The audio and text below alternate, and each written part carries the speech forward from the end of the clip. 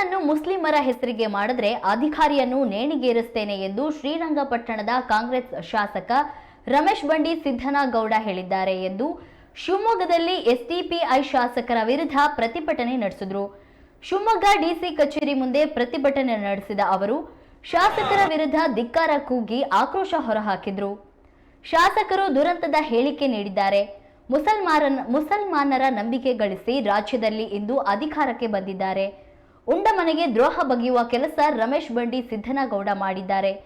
ಕಾಂಗ್ರೆಸ್ ಶಾಸಕ ಸ್ಥಾನದಿಂದ ಅವರು ವಜಾಗೊಳಿಸುವಂತೆ ರಾಜ್ಯ ಸರ್ಕಾರಕ್ಕೆ ಆರೋಪ ಮಾಡಿದ್ದಾರೆ.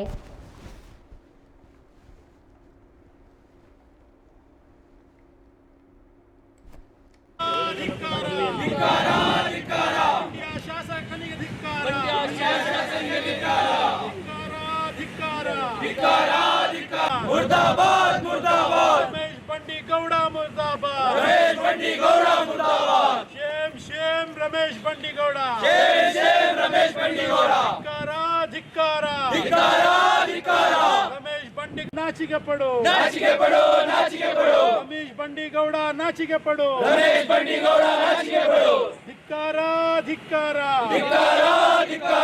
ಸಂಘಿ ಮನಸ್ಥಿತಿಯ ರಮೇಶ್ ಗೌಡನಿಗೆ ಧಿಕ್ಕಾರ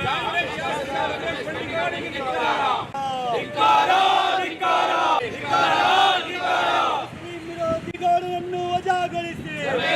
ಶ್ರೀರಂಗಪಟ್ಟಣದ ಕಾಂಗ್ರೆಸ್ ಶಾಸಕ ರಮೇಶ್ ಬಂಡಿ ಸಿದ್ದೇಗೌಡ ಏನಿದ್ದಾನೆ, ಮೊನ್ನೆ 21ನೇ ತಾರೀಕು ಬಗರುಕುಂ ಸಾಗುವಳಿ ಜಮೀನಿನ ವಿಚಾರದಲ್ಲಿ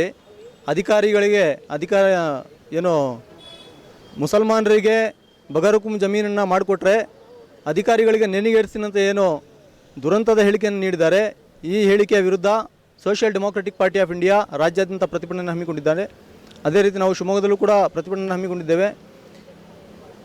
ಇಡೀ ಕರ್ನಾಟಕದಲ್ಲಿ ಮುಸಲ್ಮಾನರ ಓಟನ್ನು ಪಡೆದು ಕಾಂಗ್ರೆಸ್ ಮುಸಲ್ಮಾನರ ನಂಬಿಕೆಯನ್ನು ಗಳಿಸಿ ಅಧಿಕಾರಕ್ಕೆ ಏರಿದೆ ಅನ್ನೋದನ್ನು ಮರಿಬಾರ್ದು ಇದೊಂದು ಸಂದರ್ಭದಲ್ಲಿ.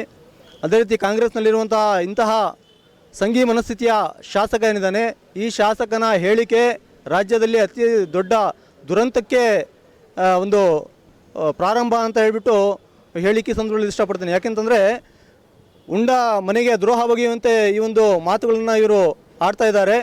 ಕಾಂಗ್ರೆಸ್ ಶಾಸಕ ಈ ಒಂದು ಹೇಳಿಕೆ ಹೇಳಿರೋದನ್ನು ಕಾಂಗ್ರೆಸ್ಸೇ ತೀವ್ರವಾಗಿ ಖಂಡಿಸಬೇಕು. ಯಾಕೆ ಅಂತಂದರೆ ಕಾಂಗ್ರೆಸ್ ಏನು ಜಾತ್ಯತೀತ ಪಕ್ಷ ಅಂತ ಏನು ಹೇಳ್ತಾ ಇದ್ದಾರೆ ಸಿದ್ದರಾಮಯ್ಯನವರು, ಏನು ಗ್ಯಾರಂಟಿ ಯೋಜನೆಗಳನ್ನು ನೀಡಿದ್ದಾರೆ, ಆ ಗ್ಯಾರಂಟಿ ಯೋಜನೆಯಲ್ಲಿ ಇದೊಂದು ಕಾಂಗ್ರೆಸ್ ಸರ್ಕಾರದಿಂದ ಗ್ಯಾರಂಟಿ ಬರ್ತಾ ಇದೆಯಾ ಅನ್ನುವಂಥ ಒಂದು ಸಂದೇಶವನ್ನು ಕೊಡಲಿಕ್ಕೆ ಹೊರಟಿದ್ದಾರೆ. ಇಂತಹ ಸಂದೇಶದ ವಿರುದ್ಧವಾಗಿ ಮುಸ್ಲಿಂ ಸಮಾಜದ ಎಲ್ಲರೂ ಕೂಡ ಈ ಒಂದು ಹೇಳಿಕೆಯನ್ನು ವಿರೋಧಿಸ್ತಾ ಇದ್ದೀವಿ. Social democratic party of India ತೀವ್ರವಾಗಿ ಈ ಹೇಳಿಕೆಯನ್ನು ಖಂಡಿಸ್ತದೆ.